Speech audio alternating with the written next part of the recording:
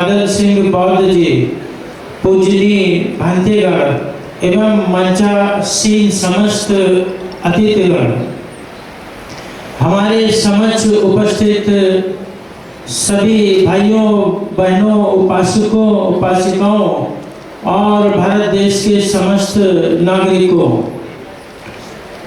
सर्वप्रथम महाकारुणिक तथागत गौतम बुद्ध, विश्व रत्न बाबा साहब डॉक्टर भीमराव अंबेडकर, सदगुरु कबीर साहब, माननीय ज्योतिबा फूले, संतों गुरुओं सभी के चरणों में श्रद्धा सुमन अर्पित करते हुए मैं RC. Dhiman, assistant professor Kanpur, आपके सम्मुख भारत के संविधान के संबंध में और राष्ट्रीय बौद्ध महासभा के द्वारा दी गई जिम्मेदारी के संबंध में संक्षेप में बातचीत करूंगा। अभी पूर्व में माननीय धर्म प्रकाश भारती जी से जब हमारे साथी गणोपासक उपासिका सवाल पूछ रहे थे तो बार बार एक कंफ्यूजन हमारे साथियों में उत्पन्न हो रहा था कि जब हम लोग कह रहे हैं कि हम संविधान की रचना करने जा रहे हैं तो जो है हमारे साथी ऐसा समझ रहे थे कि हम भारत के संविधान की रचना करने जा रहे हैं। भारत के संविधान की रचना बहुत पहले ही 26 नवंबर 1949 को बाबा साहब डॉक्टर अंबेडकर जी के नेतृत्व में हो गई थी और उसे पार्लियामेंट द्वारा अंगीकृत अधिनियमित कर लिया गया था और वही संविधान हमेशा हमेशा भारत देश के अंदर चलता रहेगा। संविधान चलता रहेगा, उसमें हम लोग कोई भी इंटरफेयर नहीं करने जा रहे हैं, ना ही उसमें किसी भी प्रकार का बदलाव करने जा रहे हैं, बल्कि कोई भी संस्था होती है तो वो सोसाइटी रजिस्ट्रेशन एक्ट के अंतर्गत रजिस्टर्ड होती है। कोई भी ट्रस्ट होती है तो वो ट्रस्ट के अधिनियम के अंतर रजिस्टर्ड होती है। हम किसी भी संस्था को चलाने के लिए एक नियमावली बनाते हैं, कानून बनाते हैं, जिसे हम अपनी संस्था का संविधान कहते हैं। तो आज जो है धम्म संसद के अंदर जो जिम्मेदारी मुझे दी गई है, एक प्रारूप समिति बनाई गई है, उस प्रारूप समिति के माध्यम से मुझे राष्ट्रीय बौद्ध महासभा के अंतर्गत उद्देश्यों को पूर्ण करने के लिए, जो उद्देश्य को लेकर के माननीय धर्म प्रकाश भारती जी और अन्य पदाधिकारियों ने राष्ट्रीय बौद्ध महासभा की स्थापना की है, उसमें सबसे प्रमुख है उद्देश्य। हमारा उद्देश्य क्या है इस संस्था को बनाने का, और अपने उद्देश्यों की पूर्ति करने के लिए हम कौन कौन से तरीके अडॉप्ट करते हैं। तो उद्देशिका आप लोगों को दी गई है और उस उद्देशिका के अंदर वही सारे उद्देश्य हैं जो भारत के संविधान के अंदर बाबा साहब ने भारत की संविधान की उद्देशिका में रखे हैं। राष्ट्रीय बौद्ध महासभा की उद्देशिका में वो सब कुछ इंक्लूड है जो भारत के संविधान में है, लेकिन उसके अतिरिक्त जब हम बौद्ध धर्म की बात करते हैं तो बौद्ध धर्म का विकास कैसे हो, बौद्ध धर्म की विचारधारा कैसे जन जन तक पहुँचे, कैसे हमारा पर्सनल लॉज बने, इन सब बिंदुओं पर जो है विचार करने के लिए भी उद्देशिका में उद्देश्य को सुनिश्चित किया गया है। कैसे भारत में समता, स्वतंत्रता, बंधुता, न्याय वाली समाज की स्थापना की जाए, कैसे धर्म विहीन जात विहीन, लिंग विहीन, मानव मानव में समता पैदा करी जाए। जैसा कि भारत के संविधान के संबंध में आप लोग जानते ही हैं, ज़्यादा समय न लेते हुए मैं यही कहना चाहूँगा कि भारत के संविधान के अंदर अनुच्छेद 15 में साफ साफ लिखा हुआ है, बाबा साहब ने लिखा हुआ है कि धर्म, मूल, वंश, जाति, जन्म स्थान इत्यादि के आधार पर होने वाले भेदभाव को स्टेट रोकेगा। यानी कि जो सुपरमेसी ऑफ द कास्ट, जाति की सर्वोच्चता का सिद्धांत विभिन्न धर्मों में है, वो जाति की सर्वोच्चता का सिद्धांत बुद्ध के धम्म में नहीं है। कोई साथी कह रहे थे कि क्या जाटवों के अलावा और कोई बौद्ध धर्म नहीं ग्रहण करेगा।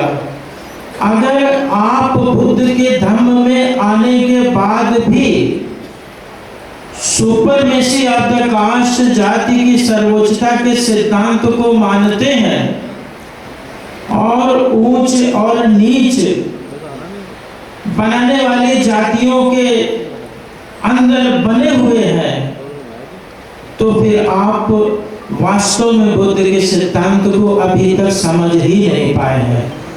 बुद्ध के धम्म में जातियां हैं ही नहीं। अगर बुद्ध के धम्म में हम जातियां लेकर के आते हैं तो बुद्ध का धम्म भी सुपरमेसी ऑफ द कास्ट यानी अन्य धर्मों की तरीके से हो जाएगा, जैसा कि अन्य धर्म है। कोई ऊंचा है, कोई नीचा है, नाना प्रकार की जो विसंगतियां दूसरे धर्मों में हैं वो इस धर्म में भी आ जाएंगी। तो जो कुएं हैं, छोटे छोटे कुएं हैं, उन कुओं से निकल के जब हम समुद्र में आ गए हैं तो हम कुएं की अनुभूति क्यों करते हैं? हम कुएं की अनुभूति क्यों करते हैं जब हम समुद्र में आ गए हैं? बुद्ध का धम्म मानवतावादी है, ईश्वरवादी नहीं है। इसमें ईश्वर नहीं है, इसमें अनुसरण का सिद्धांत नहीं है। तो इसलिए जब हम बुद्ध के धम्म में हैं तो हमको अपने दिमाग के अंदर कोरी, चमार, भंगी, पासी, तेली, तमौली, अहिर, गरड़िया, इन सब जातियों का एग्जिस्टेंस यानी अस्तित्व मिटा देना है। हमें रिमूव कर देना है कि हम कोरी हैं, हमको रिमूव कर देना है कि हम चमार हैं। जब बुद्ध के धम्म में आ गए हैं तो अब समुद्र में आ गए हैं, अब कुएं की बात मत करिए, अब जातियों की बात नहीं करिए, क्योंकि बाबा साहब जात विहीन, वर्ग विहीन समाज बनाना चाहते थे, इसीलिए उन्होंने बुद्ध के धर्म को अडॉप्ट किया। कितनी स्टडी करी सभी धर्मों की, और उन सभी धर्मों में विसंगतियां जब थी तब उन्होंने बुद्ध के धर्मों को अडॉप्ट किया, क्योंकि यहाँ पे जातियां नाम की चीज नहीं है। तो ये बहुत बड़ी मिस्टेक हो रही है। आप सभी लोगों से मैं यही आग्रह करूंगा कि आज से आप अपने आप को मानव मानिए और मानवतावादी दृष्टिकोण को हमें भारत में एस्टैब्लिश करना है।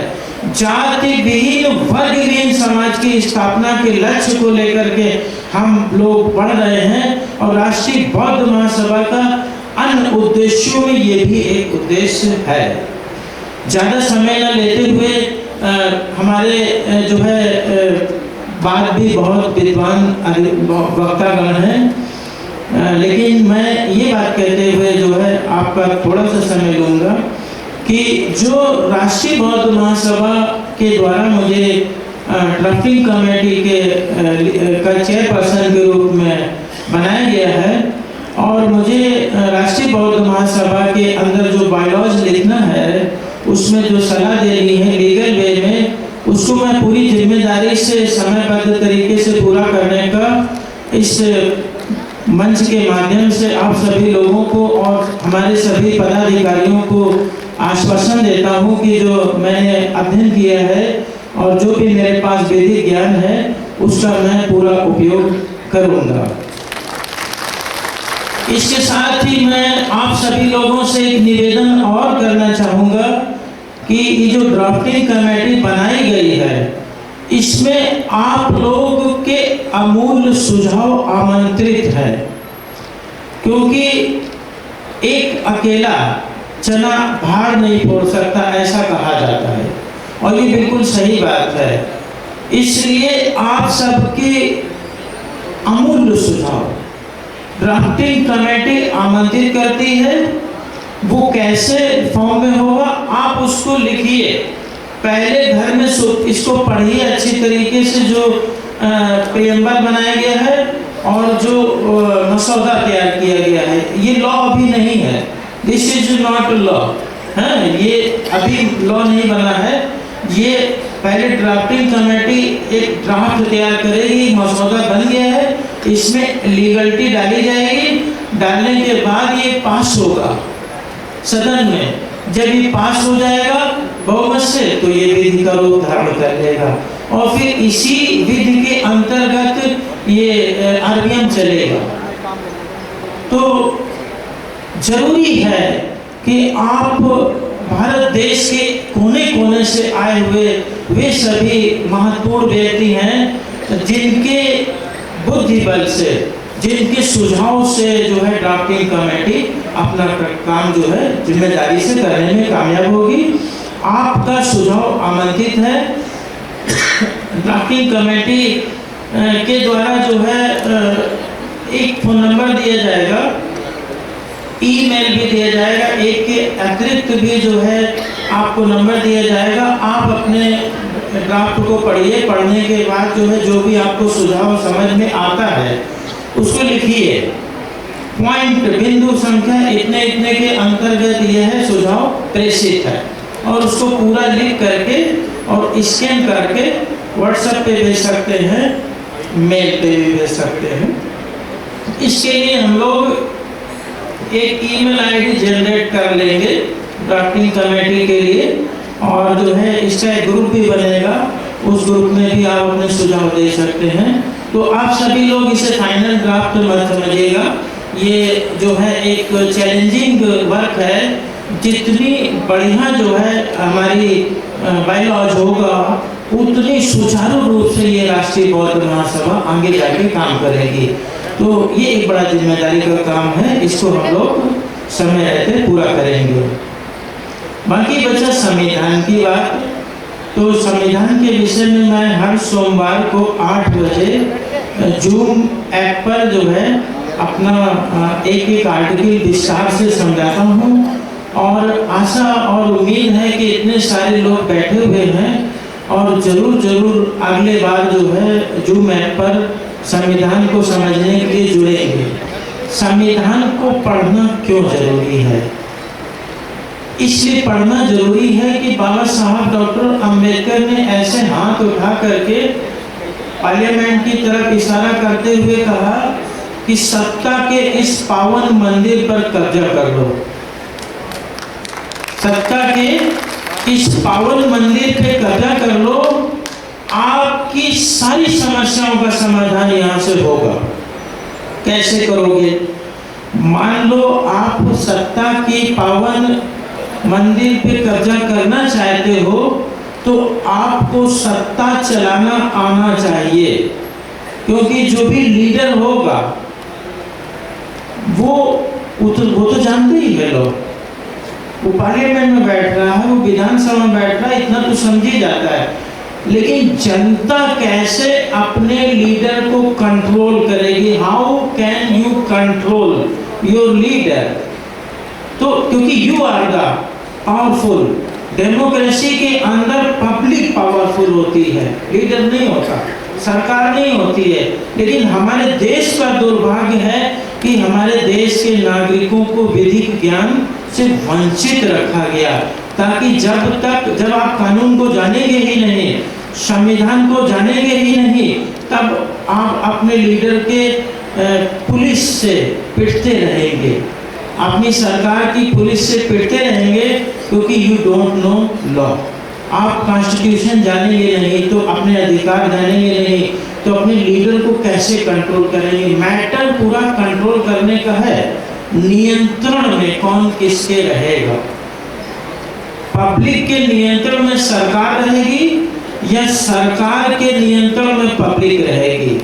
तो डेमोक्रेसी के अंदर पब्लिक के नियंत्रण में सरकार होती है। इसलिए आपको अपनी सरकार को नियंत्रित करने के लिए संविधान की, कानून की जानकारी होनी चाहिए। अगर आप कानून जानते हैं तो फिर आप सरकार को नियंत्रित करेंगे। कैसे करेंगे? आर्टिकल 13 है। सरकार कोई गलत कानून बनाती है संविधान के विरोध में, तो आर्टिकल 13 के माध्यम से उसके कानून को आप सुप्रीम कोर्ट में चैलेंज कर सकते हैं। लेकिन आपको मालूम होगा तभी तो करेंगे। इसलिए संविधान पढ़ना जरूरी है।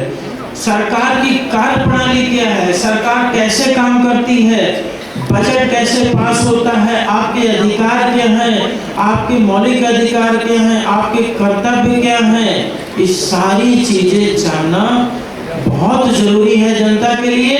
और कोई भी सरकार नहीं चाहती है कि आप इन सब चीजों को जानें। ये काम सिर्फ और सिर्फ राष्ट्रीय बौद्ध महासभा पूरे भारत देश में कर रही है कि संविधान की जानकारी दे रही है। यानी वो अभी उधर से भाई नारा लगा रहे थे कि मानव कांसी राम तेरी नेक कमाई और तूने सोती कौम जगाई, तो उन्होंने सोए हुए लोगों को जगा दिया। और आज राष्ट्रीय बौद्ध महासभा देश के नागरिकों को कानून का ज्ञान देकर के पूरे देश के नागरिकों को जगाने का काम कर रही है। जिस दिन हमारे देश की जनता कानून को जान जाएगी, समझ जाएगी, जागरूक हो जाएगी, उसी के नियंत्रण में होगी सरकार, उसी के नियंत्रण में होगी कार्यपालिका, उसी के नियंत्रण में होगी विधायिका। तो सब कुछ आपकी मुट्ठी में हो सकता है, क्योंकि बाबा साहब ने संविधान के अंदर सब कुछ दे दिया। बस आप संविधान को समझ जाओ। मैं अपनी बात खत्म करने से पूर्व संविधान की प्रस्तावना को आप लोगों को पढ़वाऊंगा, ताकि संविधान के उद्देश्य क्या है ये आप लोग समझ जाएं। तो ज़्यादा कुछ नहीं कहूँगा, समय का अभाव है। आपको ये संविधान की किताब लेकर आगे बढ़ना है। ना तोप लेके चलना है, ना गन लेके चलना है, ना लाठी लेके चलना है, ना बल लेके चलना है। आपके हाथ में किताब है, आप बहुत सर्वशक्तिमान हैं। दूसरे हाथ में आपको अपने बुद्ध के धम्म की बुक लेके चलना। अगर ये दो किताबें लेके आप बढ़ते हैं तो आपका कोई बाल बाका भी नहीं कर सकता है। क्यों? क्योंकि इस किताब के अंदर आपके सारे अधिकार दिए हुए हैं। तो मैं संविधान के विषय में जो प्रेमल है उसका पाठ करवाऊंगा। आप लोग अपने अपने स्थान से खड़े होकर के और एक हाथ आगे करके आप लोग बोलेंगे जो मैं बोलूँगा।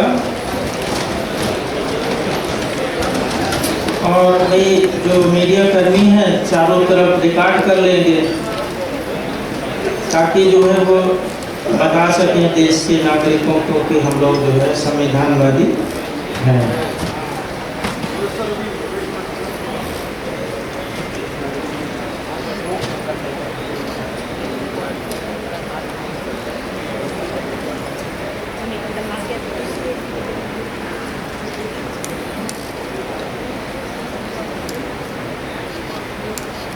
जैसा कि आप लोग जानते हैं,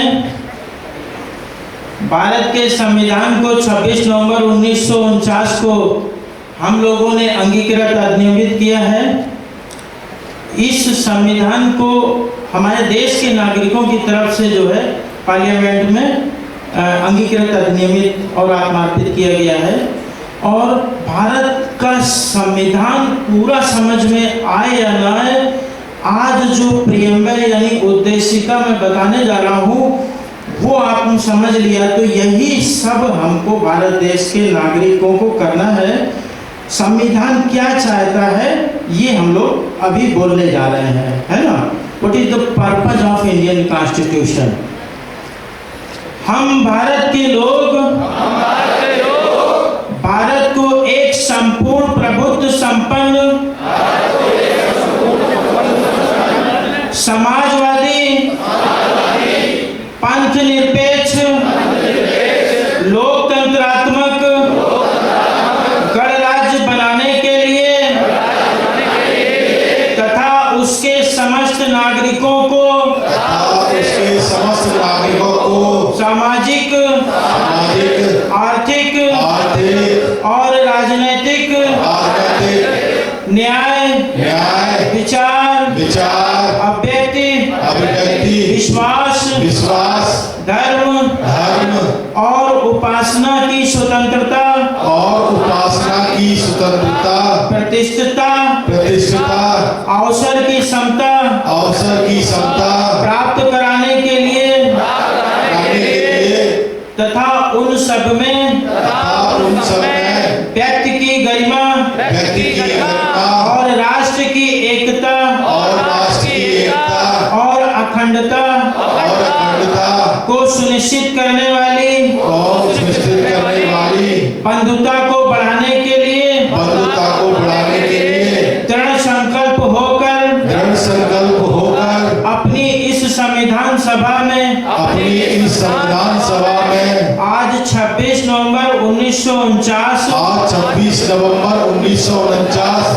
को एतद द्वारा इस संविधान को अधिनियमित और आत्मार्पित करते हैं। Thank you. आप लोग अपने अपने स्थान पर बैठ जाइए। 26 नवंबर 1949 को ये भारत का संविधान भारत की संविधान सभा द्वारा भारत की पार्लियामेंट में अंगीकृत अधिनियमित और आत्मार्पित किया। किसने किया? हम भारत के लोगों ने, we the people of India. और इसीलिए 26 नवंबर को विधि दिवस के रूप में पहले मनाया जाता था। आज हम लोग प्रत्येक वर्ष 26 नवंबर को संविधान दिवस के रूप में मनाते हैं, ये सभी लोग जानते हैं। और 26 जनवरी 1950 को ये पूरा संविधान लागू हुआ था। ये 26 नवंबर 1949 को हम संविधान दिवस मनाते हैं और 26 जनवरी को हम लोग जो है गणतंत्र दिवस मनाते हैं। गणतंत्र का मतलब होता है कि ऐसा देश जहां पर वंशानुगत शासन ना हो, एक वंश का शासन ना हो। जैसे गुलाम वंश चला रहा था, लोधी वंश। तो भारत देश में जब 26 जनवरी 1950 से आज तक क्या किसी एक जाति एक वंश का शासन नहीं चल रहा है? क्या हम वास्तव में रिपब्लिक हो पाए हैं? नहीं हो पाए हैं। तो बहुत सारे उद्देश्यों को पूरा करना है आरबीएम के माध्यम से। धीरे धीरे हम अपने लक्ष्यों को पूरा करते चले जाएंगे और नए नए उद्देश्यों का हम लोग सृजन करेंगे। निश्चित रूप से आप लोग जो है राष्ट्रीय बौद्ध महासभा के द्वारा निश्चित किए गए उद्देश्यों को पूरा करने में अपना तन मन धन से सहयोग करेंगे। अगर ये सभी लोग भारत देश के कोने कोने में जा करके जिम्मेदारी से काम करना चालू कर दें तो ज़्यादा समय नहीं लगेगा। जैसे माननीय धर्म प्रकाश भारती जी ने कहा है 25 साल का लक्ष्य है, उसमें पूरा हो जाएगा। कार्ल मार्क्स की जब डेथ हुई थी तो उसके पास सिर्फ 5 या 7 लोग थे डेड बॉडी के पास, और उन 5-7 लोगों ने जो है यह सौगंध खाई थी कि कार्ल मार्क्स की विचारधारा को हम जन जन तक पहुंचाएंगे। आज कार्ल मार्क्स की विचारधारा पूरी दुनिया में है और बाबा साहब की विचारधारा को आप सब लोग मिलकर पहुंचा सकते हैं। कार्ल मार्क्स के जो अनुयायी थे उनसे ज़्यादा संख्या है आज हमारे पास। और बुद्ध की विचारधारा को हम पहुंचा सकते हैं, लेकिन हमें अपने अंदर अपने आंतरिक दृष्टिकोण से, अंतःकरण से ये कमिटमेंट करना है कि हम जो है हर रोज बुद्ध के विचारों को फैलाएंगे, काम करेंगे, तन मन से सहयोग करेंगे। तो इसी आशा उम्मीद के साथ मैं अपनी बात समाप्त करता हूँ। इनको मैं 3 बार वंदन करता हूँ। बोधिसत्व परम पूज्य डॉक्टर बाबा साहब अम्बेडकर, इनको भी मैं वंदन करता हूँ, जिनके कारण बहुजन समाज का उत्थान हुआ। ऐसे सभी बहुजन महापुरुषों को भी मैं अभिवादन करता हूँ, श्रद्धासुमन अर्पित करता हूँ। आज पूज्य भंते जी महास्थवीर ज्ञानेश्वर जी का जो हमें मार्गदर्शन भी मिला, उनकी उपस्थिति का लाभ मिला और राष्ट्रीय बौद्ध महासभा के माध्यम से उन्हें सम्मानित भी किया गया, उन्हें भी मैं वंदन करता हूँ। इसी तरह से मंच पर आसीन पूज्य भिक्खु संघ को भी मैं वंदन करता हूँ। आज के इस कार्यक्रम की अध्यक्षता कर रहे हैं आदरणीय धर्म प्रकाश भारती साहब, मंच पर आसीन और भी अन्य हमारे सभी सम्मानित पदाधिकारीगण, कार्यक्रम में आए हुए सभी सम्मानित उपासक बंधुओं, आदरणीय उपासिकाएं, आप सभी को मैं सादर जय भीम प्रेषित करता हूँ। आज बहुत सी चीज़ों को लेकर ये राष्ट्रीय स्तर का ये कार्यक्रम सूर्य सदन में आयोजित किया गया है, जिसमें एक तो राष्ट्रीय बौद्ध महासभा का जो संविधान बनना है या जो नियमावली बननी है, उसको संक्षिप्त रूप से आप सभी के सामने प्रस्तुत किया गया है। दूसरा विषय भी रखा गया है कि जो संपन्न लोग हैं, जो सुशिक्षित लोग हैं या जो ऊंची पहुंच वाले लोग हैं, जो बड़ी बड़ी जगह पर बैठे हुए हैं, ऐसे लोगों की निष्क्रियता की वजह से हमें क्या नुकसान होते हैं।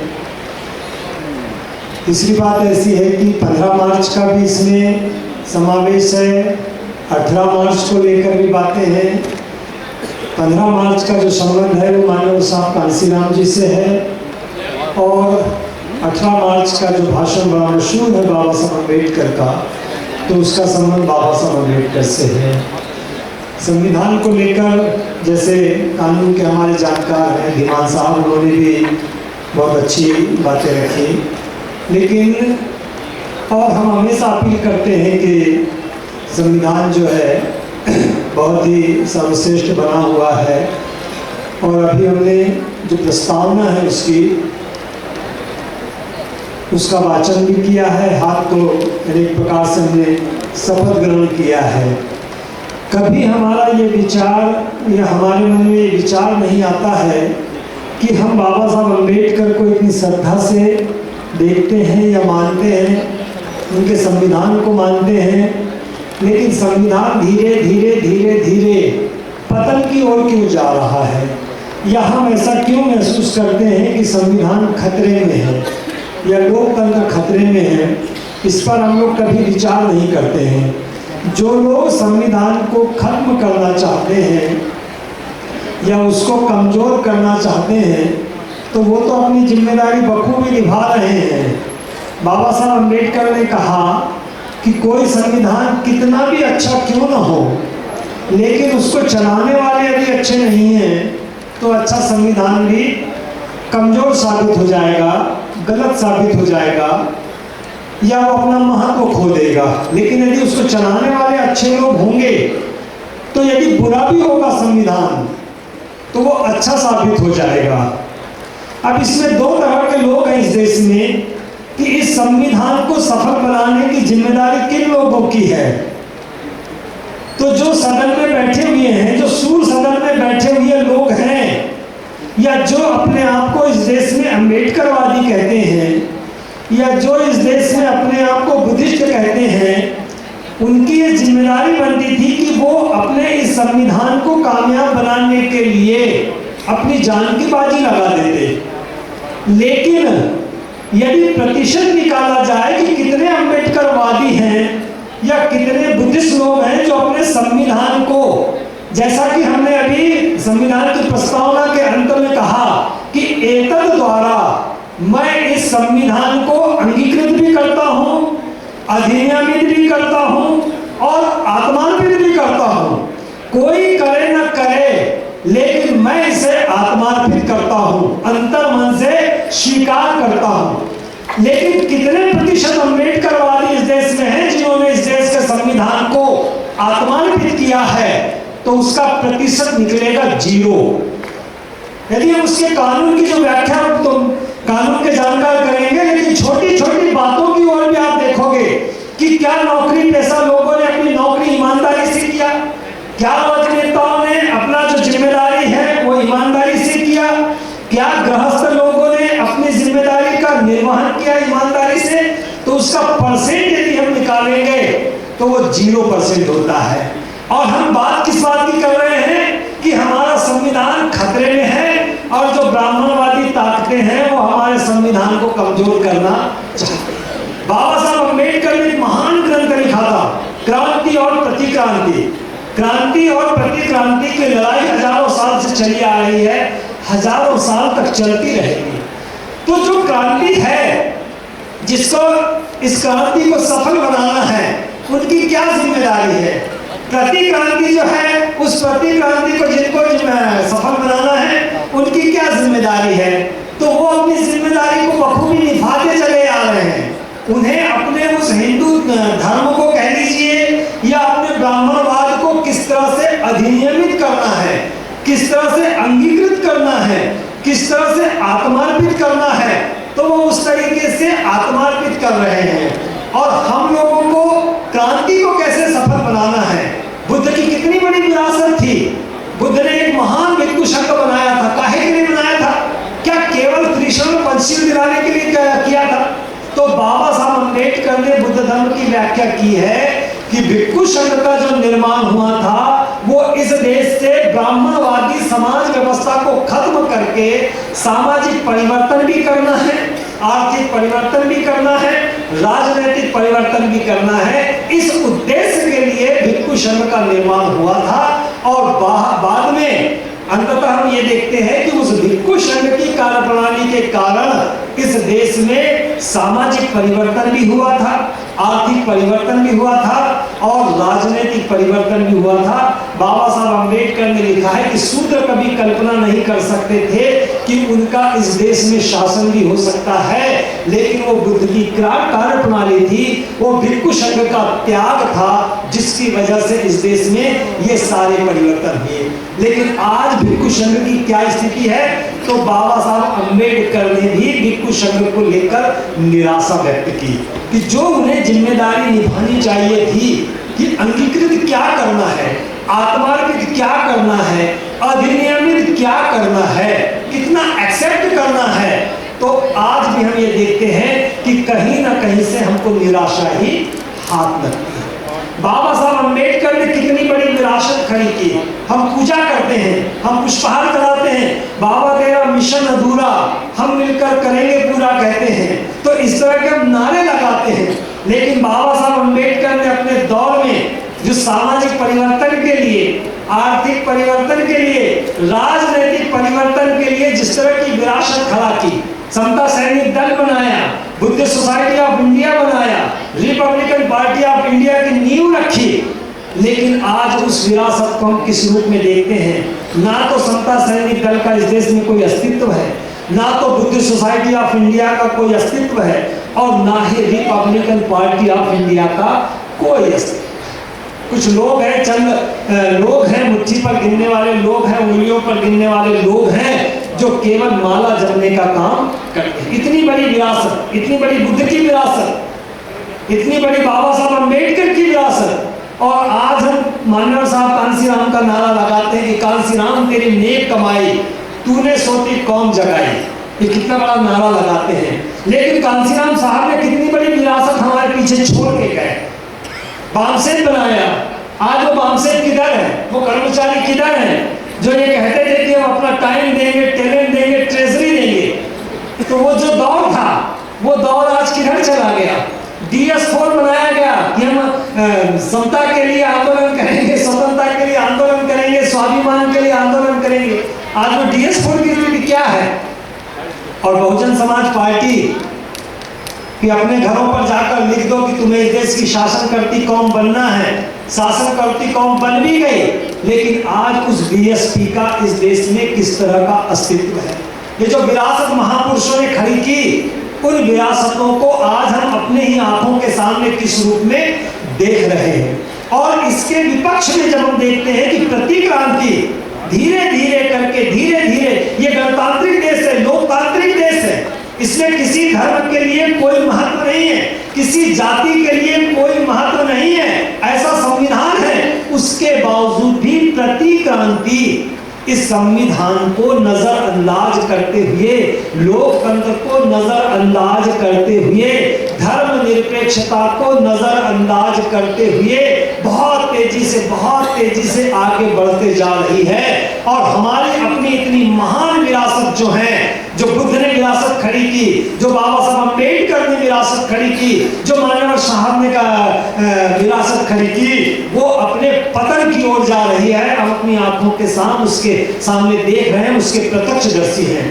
तो इसमें जो बात सामने आती है कि प्रतिक्रांति क्यों आगे बढ़ते जा रही है, वो इसलिए बढ़ते जा रही है कि प्रतिक्रांति ने ऐसे लोगों का चुनाव किया है, प्रतिक्रांति ने ऐसे लोगों का चुनाव किया है जो सही रूप से उस हिंदू फिलॉसफी को या अपनी प्रतिक्रांति को या अपने ब्राह्मणवाद को अंगीकृत करते हैं, आत्मार्पित करते हैं, अधिनियमित करते हैं, अपने जीवन को अर्पित करते हैं, अपने जीवन की बलि चढ़ाते हैं कि हमें चाहे जो हो जाए, हम इस हिंदू राष्ट्र को बनाकर ही रहेंगे। लेकिन हम केवल एक उत्सव के रूप में आयोजन करते हैं। मान लो सूर्य सदन का ये कार्यक्रम है, तो हमारे लिए एक उत्सव का आयोजन है कि चलो राष्ट्रीय स्तर का कार्यक्रम है, हम जाएंगे, कुछ भाषण सुनेंगे, कुछ मजा आएगा, खाना पीना होगा, रुकने की व्यवस्था होगी, फिर घर जाएंगे और घर जाके फिर हम इस कार्यक्रम का 5-6 साल तक जिक्र करेंगे कि सूर्य सदन का जो कार्यक्रम हुआ था बहुत ही जोरदार हुआ था। लेकिन यहां से मुझे क्या जिम्मेदारी लेकर जाना है, मुझे अपने इस विरासत को फिर से कैसे जिंदा करना है या उसे फिर से कैसे सरवाइव करना है, वो शपथ लेकर कभी नहीं आएंगे। ये पवित्र भूमि है, ये साधारण भूमि नहीं है। यहाँ बाबा साहब अम्बेडकर के चरण पड़े, जिस 18 मार्च का हम जिक्र करते हैं, तो ऐसी पवित्र भूमि में हम आते हैं। हम नागपुर जाते हैं, दीक्षा भूमि उसका नाम है, जहाँ बाबा साहब अम्बेडकर ने हमको दीक्षा दिलाई, वहां जाते हैं। लेकिन वहां से करके क्या आते हैं, तो वहां से सेल्फी लेकर आते हैं।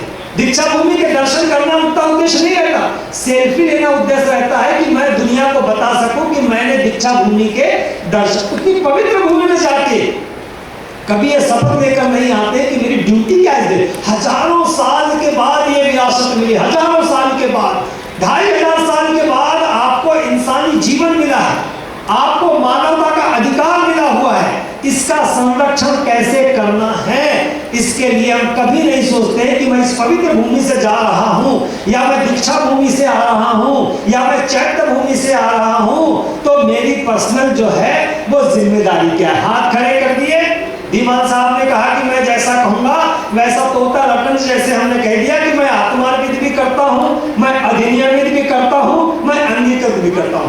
कितने लोग हैं जो अंगीकृत करते हैं, कितने लोग हैं जो आत्मार्पित करते हैं, कितने लोग हैं जो अधिनियमित करते हैं। प्रतिशत की बात करें, कोई एक होगा जो कहेगा कि मैं संविधान के हिसाब से चलता हूं। आज इतने सारे बौद्ध लोग हैं, देश में इतने बौद्ध लोग हैं, दुनिया में इतने बौद्ध लोग हैं। बाबा साहब अम्बेडकर ने बौद्ध धर्म में कितनी बड़ी कमी की ओर इशारा किया कि हम मुसलमानों के सामने, ईसाइयों के सामने, सिखों के सामने, हिंदुओं के सामने एक मामले में हम कमजोर साबित हो जाते हैं। और वो मामला क्या है कि हमारे पास हमारा अपना कोई धर्म ग्रंथ नहीं है। आज 70 साल के बाद भी भारत के बौद्ध डिसाइड नहीं कर पाए हैं कि हमारा धर्म ग्रंथ क्या है। जैसे कि धीमान साहब ने वो बुद्ध उनका धम्म दिखाया, तो बाबा साहब अम्बेडकर ने उसकी पूर्ति जरूर किया, लेकिन दिल पे हाथ रख के सोचो कि क्या भारत के बौद्धों ने अपने उस धर्म ग्रंथ को धर्म ग्रंथ के रूप में स्वीकार किया है?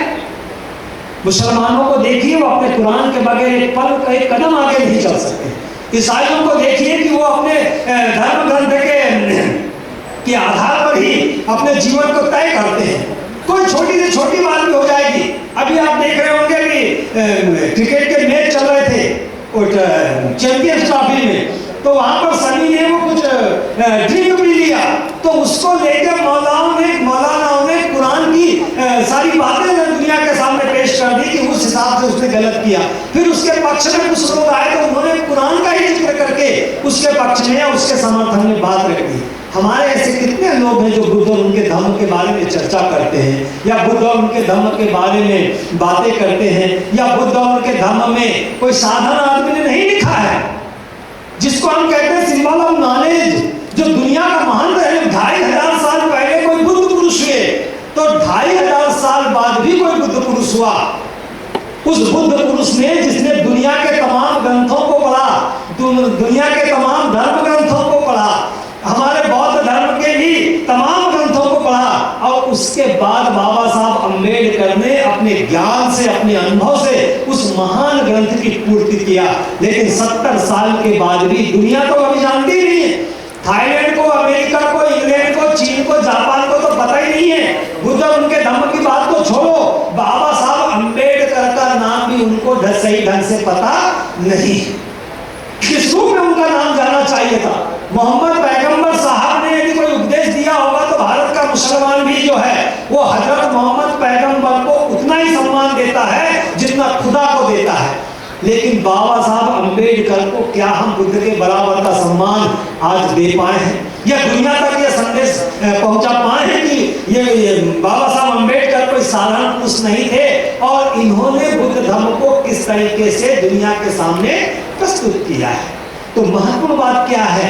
महत्वपूर्ण बात यह है कि प्रतिक्रांति यदि आगे बढ़ती जा रही है तो केवल नारे लगाने से नहीं बढ़ रही है, केवल सूर सदन में जमा होने से नहीं बढ़ रही है। एक एक कार्यकर्ता का चुनाव, एक एक पदाधिकारी का चुनाव, और उनका एक एक पदाधिकारी, एक एक कार्यकर्ता जो है वो सही में अपनी उस फिलॉसफी को या अपनी जिम्मेदारी को अंगीकृत भी करता है, आत्मार्पित भी करता है, अधिनियमित भी करता है, जी जान से लगा हुआ है। आप जिस आरएसएस की बात करते हैं तो आरएसएस को पहले आप समझ लीजिए, केवल नाम लेने से काम नहीं चलेगा। उनके दर्शन को समझ लीजिए, उनकी कार्य प्रणाली को समझ लीजिए, मोहन भागवत के स्पीचेस सुनिए, दत्तोपंत ठेंगड़ी के स्पीचेस सुनिए, दत्तात्रेय हौसले के स्पीचेस सुनिए, तब आपको समझ में आएगा कि उन्होंने कितनी कुर्बानियां दी है, एक एक कार्यकर्ता ने कितनी कुर्बानियां दी है। हम समिति बना भी लेंगे, कुर्सी पे बैठे रहेंगे, 3 साल पूरे हो जाएंगे, हमको हटा दिया जाएगा कि निकम्मा था, ये काम नहीं कर रहा था। लेकिन जिसको वो जिम्मेदारी मिली है, क्या वो अपनी जिम्मेदारी को उस तरीके से निभा रहा है?